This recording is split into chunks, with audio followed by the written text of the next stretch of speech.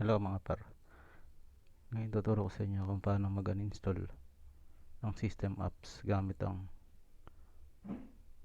Shizuku at Termux at nitong apps info. Lagay ko na lang sa link yung apps info. Okay. Ano nga ba ang system apps? Ito yung mga apps na hindi pwedeng i-delete o i-disable. Halimbawa, itong service and feedback, system apps yan sa kitang maps. Ngayon na apps info ko. Apps info ko para makita nyo yung system apps. Wala siyang, di siya pwedeng force stop, di siya pwedeng i-disable, clear data lang. Yan ang tinatawag na system apps. Ngayon, i-remove natin yan dahil di ko naman kailangan yan. Okay, back natin.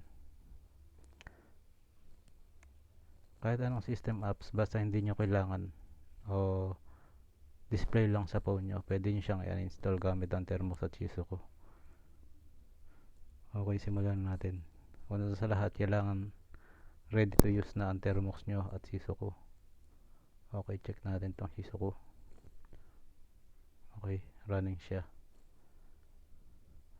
Minimize din itong Termux. Okay, running na rin siya, ready na rin siya sa execute o ready na shell nya. Okay, check ko lang kung ready na talaga shell nya. UMI.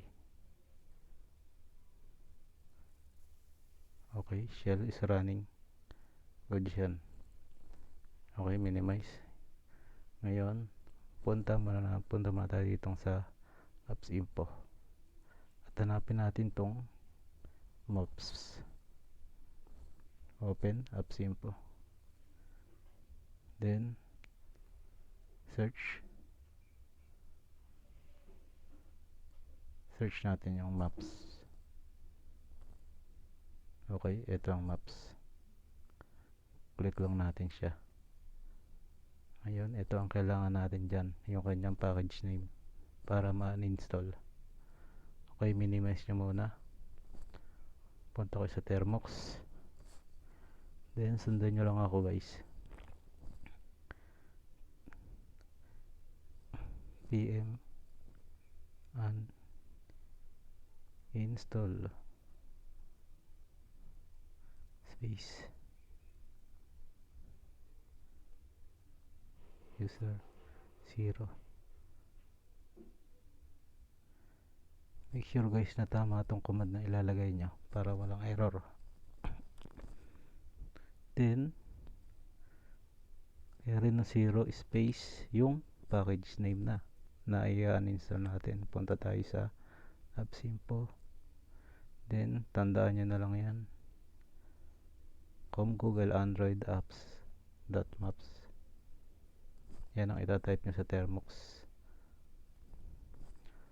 com.google.android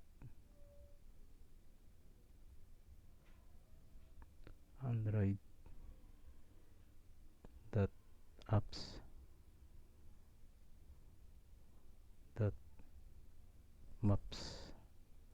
Okay, check ko lang kung tama yung nai-input kong package name sa Termux. Google Android apps.maps. Okay, check. Ngayon, hit enter na natin. Guys, success. Okay, check natin kung andun pa din siya sa screen.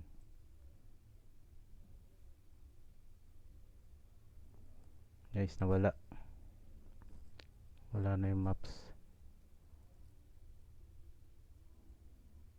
At napunta na dito yung mga ibang Play Store. Okay. Check na natin kung nawala na talaga. Punta tayo dito sa apps info. Then back. Search again. Dead maps. You can see. Wala na. Burado na siya kahit i-restart nyo. Wala na dyan yan. Okay, balik tayo sa pa. Ito namang apps, service and feedback. Ano siya, apps siya ng Poco. Okay, apps info ko lang para kita nyo system apps. System apps yan. Wala rin siyang uninstall o force stop man lang, kaya running siya in background. Okay, exit natin yan. Punta tayo dito sa apps info ulit. Search natin yung service and feedback na i-uninstall natin. Service. Okay, maliit, hanapin na lang natin, or feedback. Yun, nakita natin guys yung service and feedback. Ngayon, ito yung package name nya, yan ang itatype nyo. Okay, uninstall natin. Punta tayo ulit sa Termux, then repeat lang guys, pm uninstall.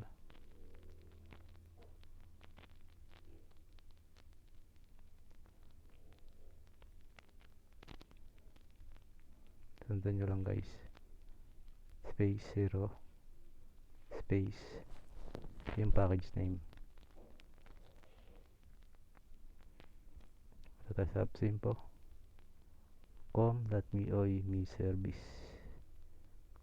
Dapat correct spell guys para hindi mag-error. com.mioy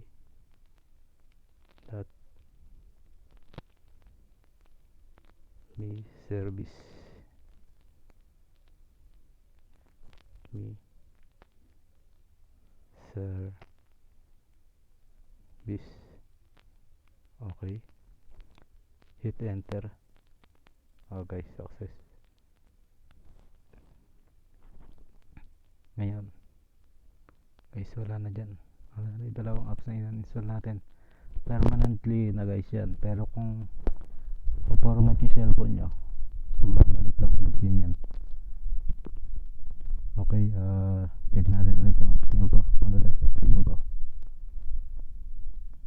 back, then search feedback. Wala na service and feedback guys. Basta kung ano lang yung system apps na gusto nyo na matanggal sa phone nyo, para makabawas din ng nakaraning ang background at sa storage. So yun na lang guys, like and share na lang at subscribe. Salamat.